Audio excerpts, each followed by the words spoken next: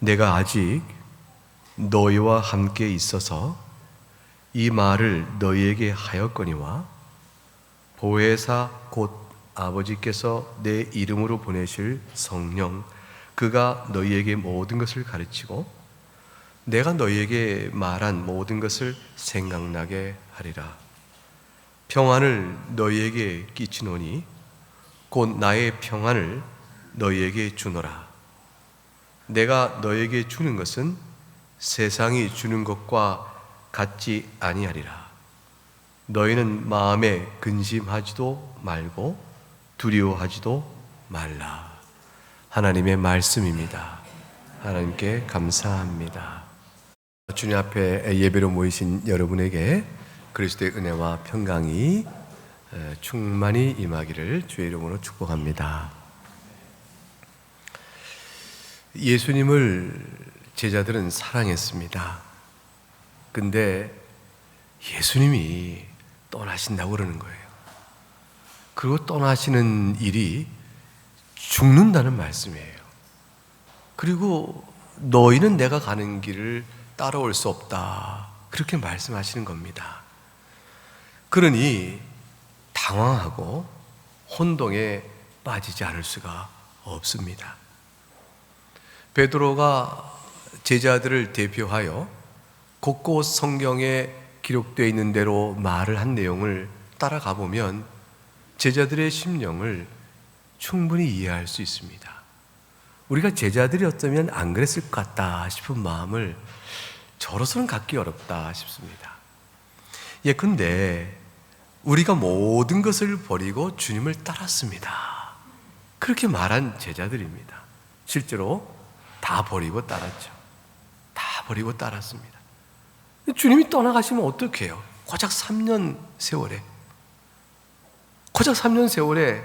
주님 떠나시면 어떡해요? 죽으시면 어떡해요? 또 이렇게 얘기했죠. 그들은 예수님이 가르친 내용을 들어보니까 이건 하나님 말씀이거든요. 이러한 말씀을 랍비들에겐 들어본 적이 없었습니다. 그러니 예수님을 믿고 따른 일에 큰 자부심과 확신이 들었고 예수님이 행하신 표적과 이적을 보니까 이건 하나님이 행하신 일이거든요. 그러니까 더욱더 확증을 갖고 예수님을 따라온 세월이잖아요. 주님의 말씀을 사랑했고 주께서 행하신 표적을 보고 놀랬고 그 시몬 베드로가 이렇게까지 말했잖아요. 주님은 그리스도시요 살아계신 하나님의 아들이십니다. 이 신앙적 확신을 갖고 주님을 따랐는데 무슨 말씀을 하시는지 주님께 시몬 베드로 이렇게 얘기했죠. 영생의 말씀이 주께 있사오니 우리가 누구에게로 가오리까? 영생의 말씀이 주께 있다고 고백한 주님이 떠나가시고 죽으시다니 어떻게 되는 일이에요? 우리가 누구에게 가오리까? 우리 모든 것을 주께 드렸고 주께 그렇게 고백해왔는데 결국 이러한 상황 속에서 제자들이 당황하지 않고 근심하지 않으려면 한 가지 길밖에 없는 거죠. 그것은 뭐냐면 우리가 이미 예수님에 대해서 고백하고 있는 놀라운 신학적인 놀라운 신비, 십자가의 죽으심과 부활과 승천과 그의 영으로 내리심과 다시 오시는 이 모든 약속이 어떻게 이루어질 것인가에 대한 신비로운 말씀의 계시를 우리가 지금 선명히 알고 믿듯이 제자들에게도 그것이 그때에 확 깨달아지는 것 외에는 주님이 떠나신다는 말에 대해서 저들이 위로를 받을 길이 없는 겁니다. 우리는 이 모든 사실을 아니까 성경을 이렇게 읽어보면 제자들이 근심했다니까 근심 왜 해요? 이렇게 될 건데 제자들에게는 그 일은 아직은 미래 일이요 내일 일도 미래요 되어질 일에 대한 확신도 말씀에 근거하여 배워야 될 일이 남아있는 것이었습니다. 그래서 주님께서는 제자들의 이러한 미련함과 더디 깨닫는 상태를 잘 아시니까 저들이 주님을 사랑한다 하지만 그런 상태를 아시고 거듭거듭해서 저들을 근심하지 말라 하고 근심하지 않아야 될 여러 가지 이유들을 계속해서 말씀으로 가르치셨습니다. 요컨대 이것이 너희 구원을 위한 일이고 이것이 궁극적으로 너에게 영생을 주는 길이다라는 사실을 저들이 알게 하시게 하려고 주님께서는 반복해 말씀하셨죠. 25절에 본문 이렇게 시작하잖아요. 내가 아직 너희와 함께 있어서 이 말을 하였거니와 이렇게 되어 있습니다. 아직이라는 단어는 헬라어 원문에는 없습니다. 헬라어 원문은 어떻게 되어 있냐면 내가 너희와 함께 있는 이 동안에 내가 이런 말들 너에게 하였도다 이렇게 되어 있어요.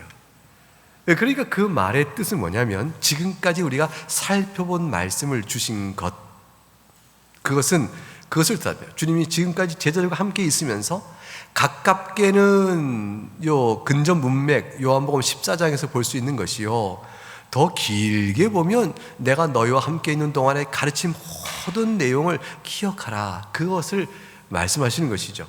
몇 가지만 뽑아보면 우리가 저들을 위로하기 위하여 주님께서 내가 이런 말을 너희와 함께 있는 동안 했다라고 말씀한 내용이 무엇일까요?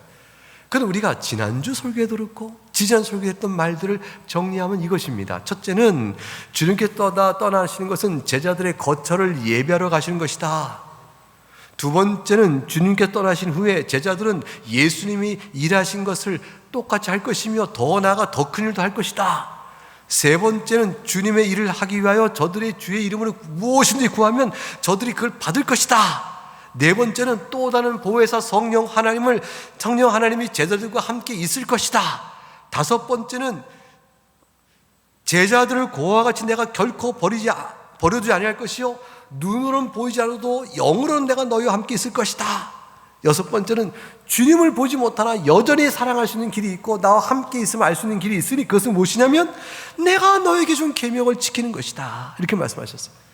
그렇게 되어지면 이 계명을 지키는 건 너무 신비로운 것인데 보이지 않는 예수님을 만나는 길이에요. 그게 주님의 계명을 지키면 주님이 만나주시겠다 하셨고 하나님을 너희 또한 보게 하시기로 하셨어요.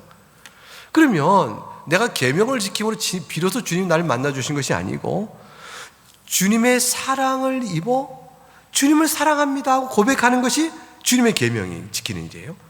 그렇게 되어지면 주의 사랑을 다시 또 받습니다. 그게 주님께서 우리에게 나타나시는 방법이에요. 그러니까 주의 사랑을 받고자 하는 자들은 주의 계명을 지키는 일을 통해서 주의 사랑을 받게 됩니다. 주의 계명을 지키는 일은 주의 사랑을 이미 받은 자들로 가능해집니다. 그래서 주의 사랑을 이미 입어 주의 계명을 지키는 자들은 주의 사랑을 더욱더 잊게 되므로 주님과 인격적 교통 속에서 보이지 않는 주님을 만나는 특별한 은혜를 입게 되어집니다. 불순종 가운데는 주의 얼굴의 돌림이요 주의 얼굴의 감추심으로 인한 근심과 고통과 두려움과 죽음보다 더 쓰디쓴 아픔과 괴로움을 느끼겠지만 회개하여 돌이켜 주의 계명 가운데 순종해 살아가는 자들에게 베푸시는 은혜는 더 없는 주님과의 사랑의 교제요 생명보다 더 달콤함을 누리게 되어지는 것입니다. 주님을 보는 것이죠. 주님 이렇게 약속하셨습니다. 이 말씀이 제자들에게 충분한 위로가 되었을까? 여러분은 이 말씀이 주님은 눈으로 보이지 않냐나 그래 이 6가지 정도의 말씀을 하셨으면 됐어 라고 주님 떠나가심에 대하여 담담을 가질 수가 있겠습니까? 이제 주님께서는 이렇게 말씀을 가르치시고도 깨닫는 은혜가 필요한 줄 아십니다. 말씀을 가르치고 쓰니 들은 기억은 다 있죠. 말씀을 들었으니 기억에는 갖고 있잖아요. 그래서 우리가 다음에 만나서 주님이 그때 이렇게 주님이 떠나시면 더 우리한테 유익되다고 하셨어. 뭐 거처를 말을 하시나는데 그 말 그렇게 하신 거 기억나나? 아, 나 기억나지. 근데 안 계신데 무슨 거처를 어떻게, 이건 깨닫지 못한 거죠. 그러나 그 말씀을 기억하고 있는 겁니다. 아, 보혜사 성령을 보내주신다는 말 기억하나? 기억하지. 근데 보혜사 성령이 어디 계신가? 이거 깨닫지 못하고 있는 거죠. 그러나 기억은 하고 있는 겁니다. 이제 주님께서는 말씀을 가르치신 후에 그 들은 말씀을 잘 기억하여 그것이 무엇을 위한 일인지 깨닫고 더 나아가서 말씀하신 것 하나하나를 깨달을 뿐더러 이 모든 것을 종합할 때 주님이 이 땅에 오신 것은 단지 우리와 함께 있는 것으로 목적이 이루어진 것이 아니라 이제 우리를 떠나셔서 십자가에 죽으시는 고난의 사역과 그 뒤에 부활 사역과 다시 오시는 그리스도의 영을 보내시는 사역을 통해서 이루어지는 놀라운 구속의 은혜가 있구나. 이걸 통해서만 정령 이 땅에 오신 그 목적을 이루시는 거구나 라는 것까지 아는 데까지 이 모든 사실이 모아져야 하는 것입니다. 말씀하신 거 하나가 그렇게 모아져서 구원의 역사, 구원을 이루어 가시는 그리스도의 사역, 그것들의 신비로움을 저들이 알아야 되는 일이죠. 그 아는 일을 성령께서 깨우쳐 주십니다. 성령께서 깨우쳐 주십니다. 그러므로 주님께서는 말씀을 3년 동안 가르친 모든 내용, 지금도 14장에서 말씀했던 이 가까운 내용들이 6가지, 이 모든 것이 다 어우러져서 주 예수 그리스도의 이 땅에 오신 목적과 구속 사역에 대한 이치를 깨닫는 일이 성령으로 말미암아 저들에게 일어날 때에 저희들은 더 이상 근심하며 염려하지 않는 자들로 바뀌게 되어집니다. 예수님께서는 제자들을 보니 그 성령의 은혜가 절실히 필요한 줄 아시죠? 그래서 26절에 이렇게 말씀하신 겁니다. 26절을 같이 읽어보겠습니다. 시작. 보혜사 곧 아버지께서 내 이름으로 보내실 성령, 그가 너희에게 모든 것을 가르치고 내가 너희에게 말한 모든 것을 생각나게 하리라. 성령 하나님께서 가르치시고 생각나게 하실 겁니다. 여러분, 이 일은 어떤 일일까요? 여러분도 성령 하나님께서 여러분에게 말씀을 기억나게 하시고 깨우쳐 알게 하시는 은혜 베푸심을 여러분도 경험하셨고 또 아십니까? 아십니까? 저는 아는 줄로 믿습니다. 그리 아니하였다면 지금의 여러분의 신앙 자태, 이런 모습은 아니실 것이라 생각합니다. 성경에 보게 되면 성령께서 일깨워 가르쳐 깨닫게 되어진 사례가 쭉 있습니다. 이것은 마치 무엇을 통해 알 수 있냐면 예수님께서 부활하여 제자들에게 가르친 내용 맥락 속에서 이렇게 하여 제자들이 깨닫는 것 같은 깨달음이 주어지는 것이구나 하고 할 수가 있습니다. 누가복음 24장을 열어보겠습니다.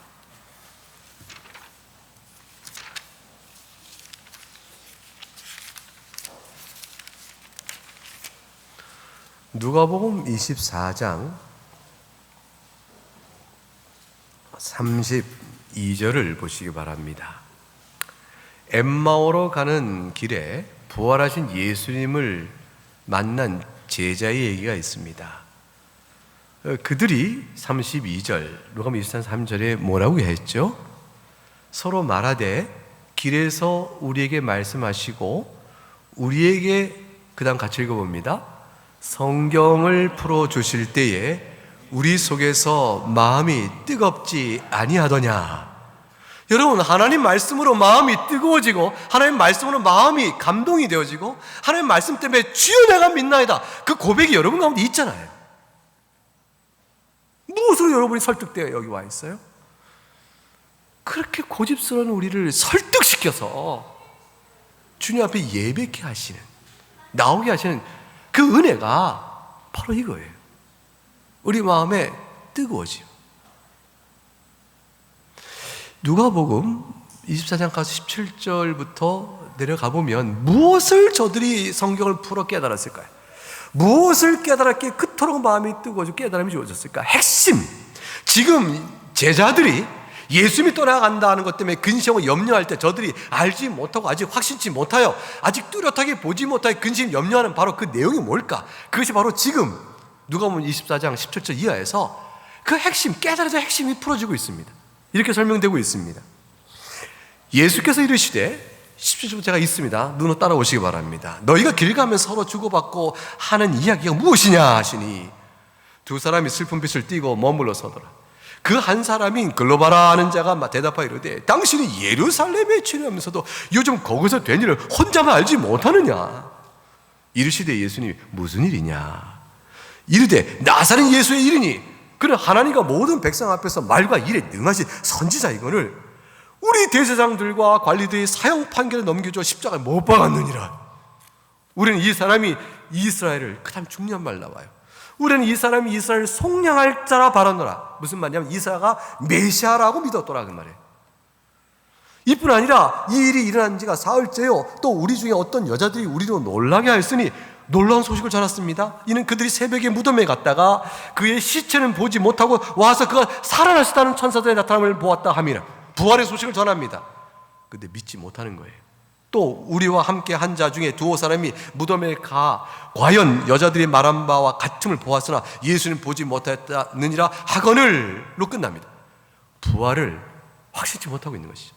결국 메시아인 줄 아는 자가, 이스라엘 속량을 기대했던 메시아인 자가 결국 저렇게 비참한, 가장 비참한 죽음을 당하였고, 부활했다는 말을 했지만 그건 뭐 믿을 길이 없고 본자도 없는 거 없고, 이래야 우리가 이렇게 슬프고 당황하며 근심 가운데 있어. 당신은 어찌 그것도 모르오? 라고 말한 겁니다. 깨닫지 못하는 내용이 뭐예요?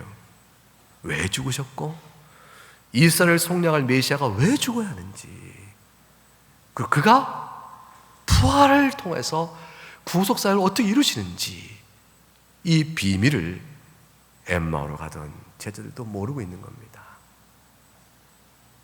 그래서 예수님께서 뭐라고 말씀하시나요? 25절부터 27절까지를 같이 읽어보겠습니다. 시작. 이르시되 미련하고 선지자들이 말한 모든 것을 마음에 더디 믿는 자들이여, 그리스도가 이런 고난을 받고 자기의 영광에 들어가야 할 것이 아니냐 하시고, 이에 모세와 모든 선지자의 글로 시작하여 모든 성경에 쓴 바 자기에 관한 것을 자세히 설명하시니라. 결국 주님께서 성경을 풀어 가르치셨습니다. 이것은 새롭게 가르치신 것이 아니라 선지자들이 말한 바를 풀어 가르치신 것입니다. 그러니 성경을 풀어 가르친 것 외에 성령께서 일깨워 알게 하시는 다른 내용이 없습니다. 그 내용은 구체적으로 그리스도의 고난과 영광이었습니다. 고난은 십자가를 의미하고 영광은 부활입니다. 그리고 승천하죠. 신학적으로 십자가에 죽으시고 장사 지내는 것까지를 그리스도께서 이 땅에 오신 비참하게 낮아지심의 일이라 말하고, 그가 부활하여 승천하시고 그의 영을 보내시는 일까지 전체를 가리켜서 승귀, 다시 높아지셔서 하나님의 영광의 지위로 돌아가심이라, 이렇게 우리가 신학적으로 구별합니다. 지금 여기 고난과 영광은 성경 전체 핵심이에요. 창세기부터 요한계시록까지 성경 전체는 그리스도를 말합니다. 예수님께서 모세 율법과 시편과 선지자에서 기록하여 가르친 모든 것이 나를 가르친 것이라는 말씀은 그 예수님이 무엇을 가르친다는 것이에요. 예수님이 바로 하나님이시나 사람이 됐다는 그의 존재의 신비를 가르치는 말이요, 동시에 또한 무엇이 있겠어요? 그리스도께서 이 땅에서 오셔 하는 사역이니 그가 사람으로 오셨다가 이와 같이 행하시는 모든 일들을 다 가르친 일들을 뜻합니다. 이걸 풀어 가르치신 것이죠. 이걸 자세히 설명하시니 오늘 44절을 가볼까요? 44절부터 49절까지 말씀을 한 절씩 나누어 읽겠습니다. 제가 44절 읽겠습니다. 그 절은 같이 읽죠. 또 이르시되 내가 너희와 함께 있을 때에 너희에게 말한 바 곧 모세의 율법과 선지자의 글과 시편의 나를 가리켜 기록된 모든 것이 이루어져야 하리라 한 말이 이것이라 하시고, 이에 그들의 마음을 열어 성경을 깨닫게 하시고, 또 이르시되 이같이 그리스도가 고난을 받고 제3일에 죽은 자 가운데 살아날 것과 또 그의 이름으로 제사를 받게 하는 회개가 예루살렘에서 시작하여 모든 족속에게 전파될 것이 기록되었으니 너희는 이 모든 일의 증인이라. 볼지어다 내가 내 아버지께서 약속하신 것을 너희에게 보내리니 너희는 위로부터 능력으로 입혀질 때까지 이 성에 머물라 하시니라. 성령께서 임하여 저들로 하여금 증인되게 하시니 알아, 기억하여 깨닫게 하시고 일이 이루어집니다. 그 이전에 이미 마음을 열어 깨닫게 하셨다. 45절에 두 가지 일이 있는 것이죠. 마음을 열어 성경을 풀어내는 일에 조리, 합리적 설명들이 필요합니다. 성경을 열어 풀어가니 과연 이치가 이렇군요 라고 성경을 조리 있게 성경을 풀어 가르칠 때 마음이 열어진 자는 그걸 깨달아 심령의 은혜를 증거하는 자로 바뀌어버리는 것이죠. 그 일에까지 전체 주관을 성령께서 하십니다. 주님께서 부활하여 저들에게 성령을 가르칠 때는 마음을 열어 가르친 그리스도의 사역이 승천 이후에 오순절 성령 강림 사건으로 인하여 제자들의 마음에 폭발적으로 증인적 능력이 나타나게 되어진 것이죠. 우리에게도 이 은혜가 주어진 것이고, 그리하여 실제로 우리가 내 영혼을 위하여 복음을 읽고 이치가 이렇구나, 주님 말씀이 참으로 답니다, 오늘 이 말씀이 저에게 열어집니다, 그리고 이 말씀이 정말 송이꿀처럼 달다는 고백을 제 고백으로 받습니다 라고 고백하게 될 때 성령께서 여러분 주시는 달달 그 은혜를 맛본 거죠. 그 증인을 대보면 복음을 증거할 때 말씀이 생각나고 말씀을 연결해가고 풀어가는 자기 입술의 이 설명에 자기가 놀라게 되는 거죠. 내가 복음을 안 해? 내가 복음을 설명 안 해? 듣는 자의 반응에 관계없습니다. 듣는 자가 내가 전하는 복음을 배척한들 내가 내 아는 복음을 설명하고 있습니다. 이 일이 다 누구에 의해서 이루어져요? 성령 하나님께서 있어서 이루어지는 일입니다.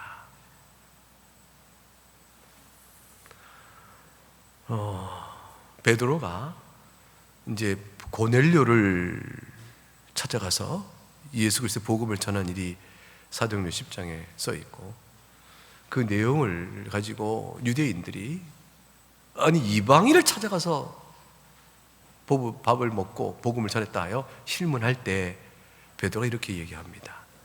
사도행전 11장 15, 16절에 찾지 말고 또 다시 안 찾으셔도 되겠습니다. 제가 읽어보겠습니다. 내가 말을 시작할 때 성령이 그들에게 임하시기를 처음에 우리와 하신 것 같이 하는지라. 오순절날 성령이 강림했던 사건처럼 교회 설립에 복음적 증거를 드러내셨어요. 근데 이방인에게도 고넬료에게 전했더니 똑같은 일이 벌어져서 이방인도 그리스도의 교회에 들어오는 것이구나, 놀라운 충격을 받게 된 겁니다. 유대인의 교회에 저들이 어떻게 들어오게 될 것인가 할 때에 예수 그리스도의 보편적 교회를 세우심에 유대인이나 헬라이나 차별이 없다는 사건을 베드로가 고넬료에게 복음을 전할 때 보게 된 것입니다. 그때 베드로가 뭐라고 말하냐면 16절에 내가 그때 주의 말씀에 요한은 물로 세를 베풀었으나 너희는 성령으로 세를 받으려 하신 것이 생각났다.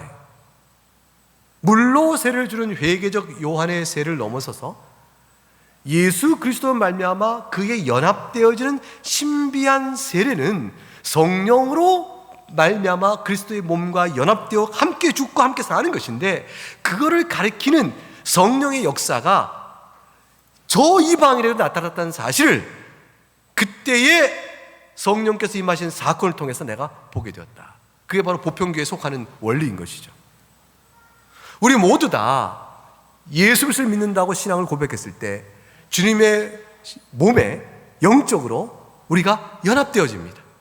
그 주님의 몸에 연합되어져 십자가에 같이 죽었고 부활하여 같이 살았고 이 주님의 왕 노릇에 함께 참여한 자가 되는 것입니다. 이러한 영광된 모습을 주께서 세례를 베푸시는 일을 통해서 우리가 죽고 산 자요 그리스도에 먼저 세례받은 지체들과 하나 된 자요, 다시 오실 그날에 함께 혼인잔치에 참여할 자임을 드러내시는 상징의 뜻으로 세례를 받잖아요. 이 모든 일들이 과연 그렇다는 영적 사실을 오순절 성령 강림 때에 나타내 보이신였는데, 그 일이 유대인뿐만 아니라 이방인 고넬료에게도 나타났다. 그때 깨달았다. 주의 말씀이 깨달았다. 요한은 물로 세례를 주지만 성령으로 세례를 받으란 말씀이 생각이 났다. 누가 그 생각을 이끌어줬을까요? 성령 하나님이시죠. 누가 그걸 깨우쳐줬을까요? 성령 하나님이시죠. 단순한 기억의 회상이 아니요, 그것이 바로 어떤 의미인가까지 깨달아 고넬료에게 세례 주하는 일에 전혀 개의치 않고 정당한 이름을 알게 되는 것이죠. 아, 그렇구나. 이렇게 깨닫는 은혜는 성령의 역사입니다. 그런데 성령의 역사를 오해하여 그 깨닫는 그것이 무엇인지 모른 채 방자하게 자기의 주관적 감상 또는 어떤 단상이나 또는 어떤 주의 주장을 영감이다라는 말로 표현하여 그 성령께 네가 주신 것이다 라고 오해하거나 또는 비틀어버리는 그런 잘못된 신앙 태도는 경계하여야 합니다. 이것이 이제 오늘 주님이 가르쳐주신 말씀이에요. 요한복음 14장 26절 다시 가게 되면 26절에 주님께 이렇게 말씀하셨어요. 보혜사 곧 아버지께서 내 이름을 보내실 성령, 그가 너희에게 모든 것을 가르치고 그 다음 뭐라고 되어 있죠? 내가 너에게 말한 모든 것을 생각나게 하리라. 성령께서는 주님께서 가르치신 모든 것을 생각나게 하시고 그것을 깨우쳐 주십니다. 그러니까 소위 내가 어떤 게 떠올랐다, 기도 중에 내가 어느 게 떠올랐다 라고 이건 성령께 내게 주신 거야, 이건 계시다 라고 함부로 생각하지 않아야 합니다. 기도 중에 수많은 생각들이 우리는 마음 막 만들어갑니다. 얼마나 많은 기도 끝에 주께서 주신 뜻이라고 말해놓고 나중에 그것이 주의 뜻이 아니다라고 이거를 다시 철회하거나 돌이키거나 또는 스스로 모순된 행동하는 사람들이 많습니까? 성급한 자기 판단을 기도 행위 속에 정당하는 일을 넣고 성령께 주신 것이라 생각하면 안 되는 것이죠. 성령 하나님께서 우리에게 떠오르게 하고 기억나게 하고 깨우쳐 주신 것은 다른 것이 아니고 예수 그리스도께서 가르치신 내용과 일치하는 일입니다. 그 일치한다는 말은 직접적이기도 하고 또는 그것에 근거하여 그것에 모순되지 않고 건전한 추론에 의하여 인정될 만한 일까지를 우리가 성령께서 일깨워주신 것이라 이렇게 말할 수가 있습니다. 그래서 죄된 일을 도모하는 일에 지혜를 기도하여 얻었다, 이건 성령께 주신 게 아니니까 너무나 당연하죠. 근데 이런 일은 죄된 일이 아니고 다른 일에서 마찬가지예요. 우리가 살아가는 모든 일 속에서 주의 가르침과 교리와 신앙 양태를 굴절시키는 모든 일들이 새로운 계시다라고 생각해서 성령께 주시는 말로 이 말씀을 인용하는 일이 있어서는 안 됩니다. 그러니까 사람들이 둘러 앉아서 각각 성령께서 오늘 주시는 일들이 뭔가를 말해보십시다. 그럼 한 사람씩 돌아가면서 말하는 거죠. 오늘 성령께 내게 말씀하시기를 우리가 다 같이 뭐를 해야겠습니다. 내가 성령께 말씀하시기를 이렇게 말한 일들의 내용들의 위험성을 기억해야 하는 것입니다. 그리하여 성령 안에서 성도의 교통이라는 것은 말씀의 교훈에 일치하거나 그것에 근거하여 모순되지 않는 일로 주의 깊게 되어져야 합니다. 마치 예수님께서 성경을 통해서 가르친 말씀이나 하나님께서 성경이 기록되어 우리에게 알게 하신 일이 뭔가가 부족하여 새로운 시대에 새로운 계시가 더 필요하여 성령께서 깨우쳐 알게 하신다라고 말하고 그렇게 나가게 되어지면 이건 잘못입니다. 매우 위험스러운 일이에요. 그런 일로 오늘 말씀 주신 것은 아니에요. 성령 하나님께서 너에게 모든 것을 가르쳐 주며 너희가 근심하지 않고 위로를 받도록 하는 것인데 내가 너에게 말한 모든 것을 생각하게 할 것이라 하는 말씀으로 말씀의 뜻을 이해해야 됩니다. 성령 하나님께서는 단순하게 말해서 성경에 담겨있는 주의 교훈을 깨우쳐 주십니다. 성령 하나님께서는 단순하게 말해서 성경에 기록된 주의 교훈에 기초하여 내가 마땅히 해야 할 바가 뭔가를 가르쳐 주십니다. 그래서 성경에 기록된 교훈에 근거하지 않은 일을 하게 하면 성령의 가르침이 아닙니다. 성경에 기록된 교훈에 어긋나는 것을 믿어야 한다고 말하면 성령이 깨우치는 것이 아닙니다. 거짓 영입니다. 성경의 교훈에 합당한 대로 내가 적용하여 나가도록 나의 생각의 도전과 또 무릎 꿇게 하면 성령의 역사입니다. 근데 성경의 교훈을 굴절하거나 타협하거나 또는 무시하거나 외면케 하면서 자신의 생각을 해나가도록 용기를 준다면 거짓 영입니다. 성령의 역사는 정직한 영 앞에서는 그렇게 분별하기 어려운 것이 아닙니다. 이렇게 되어질 때 27절에 주님께 약속하신 놀라운 평안이 우리에게 주어집니다. 내가 너에게 평안을 주노라. 이 평안은 세상이 주는 것 같지 않다. 그리고 마지막에 뭐라고 이어졌죠? 마지막에 세상이 주는 것 같지 아니하니라. 그 다음에 이어서 읽어보면 너희는 마음에 근심도 하지 말고 두려워하지도 말라. 주님은 이 모든 일이 성령께서 너희 안에 역사하시고 깨우칠 터인즉 너희는 평안하라 그것입니다. 주님께서 평안을 어떻게 주세요? 이제 이게 평안을 누리는 비결인데 그것이 말씀을 풀어 가르친 성령의 깨우침 때문에 그래요. 성령의 깨우침을 받으면 평안이 찾아옵니다. 왜 그럴까요? 예수 그리스도의 죽음의 길이 우리를 두렵고 슬프게 하는 일이 아니구나. 고난의 사역을 넘어 주의 영광의 길로 가는 것이구나. 그렇게 되면 하늘의 거처가 마련되고 영생을 우리에게 주시는 거구나.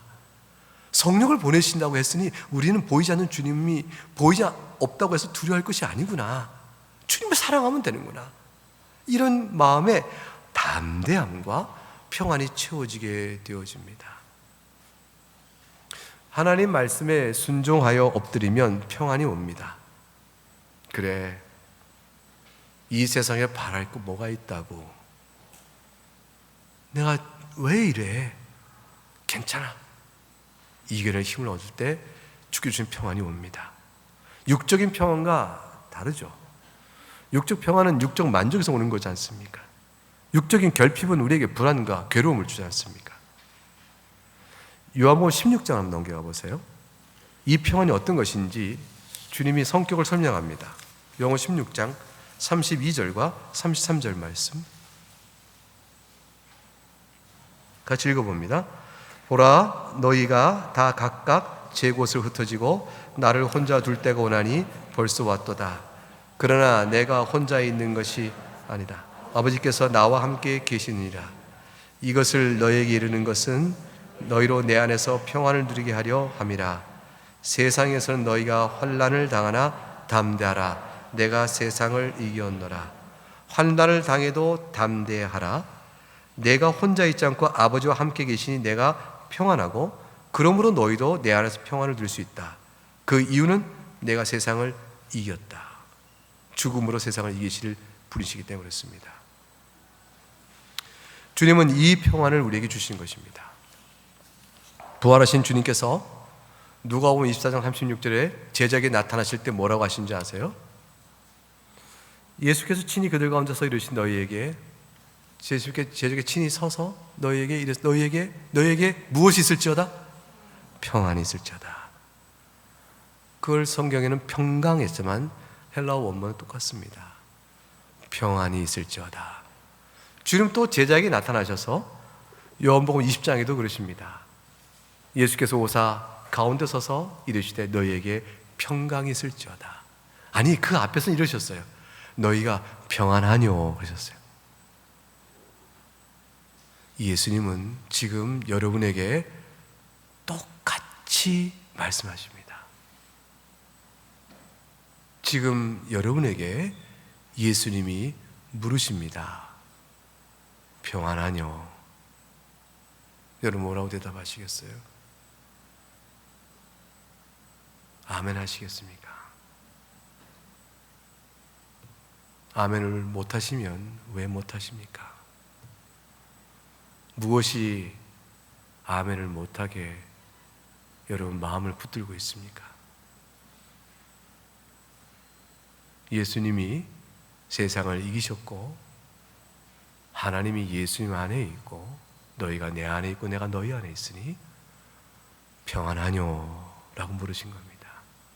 모든 것을 다 하셨는데 제자들은 염려하고 근심하였으나 여러분은 모든 것을 다 하시는데 주님이 평안하느냐 물으실 때 아멘으로 대답을 하셔야 하는 것입니다. 주님께서 축복하셨습니다. 주님은 축복이 아니라 복을 내리신 것이죠. 주님은 복을 비는 분이 아니고 복을 주시는 분이시니 주님께서 복을 내려 제자에게 평안이 있을지어다. 여러분에게 주 예수께서 지금 여러분의 주님께서 여러분에게 내려주십니다. 복을 내리십니다. 여러분 모두에게 평안이 있을지어다. 이제 말씀을 마칩니다. 우리 시편 찬송 맨 뒤에 391쪽에 이 사실을 고백한 우리 하이데빌 여러분들 일문답을 같이 읽어봐야겠죠? 이 정도에서 우리가 한번 같이 읽는 것도 특별한 의미가 있습니다. 시편 찬송 여러분 시편 찬송집이 없으시군요. 개인적으로 갖고 오신 분도 계실 거고 없는 분이 계신데 제가 읽도록 하겠습니다. 일문 기억나시는 대로 들어보세요. 살아서나 죽어서나 당신의 유일한 위로는 무엇입니까? 답이 이렇습니다. 살아서나 죽어서나 나는 나의 것이 아니요 몸도 영혼도 나의 신실한 구주 예수 그리스도의 것입니다. 그리스도께서는 그의 보혈로 나의 모든 죄값을 완전히 치르고 나를 마귀의 모든 권세에서 해방하셨습니다. 또한 하늘에 계신 나의 아버지 뜻이 아니면 머리털 하나도 땅에 떨어지지 않도록 나를 보호하시며 참으로 모든 것이 합력하여 나의 구원을 이루도록 하십니다. 그러므로 그의 성령으로 그분은 나에게 영생을 확신시켜 주시고 이제부터는 마음을 다하여 즐거이 그리고 신속히 그를 위해 살도록 하십니다. 주님의 평안이, 우리 주 예수 그리스도의 평안이 여러분 모두에게 충만히 임하기를 주의 이름으로 축복합니다. 찬송하겠습니다.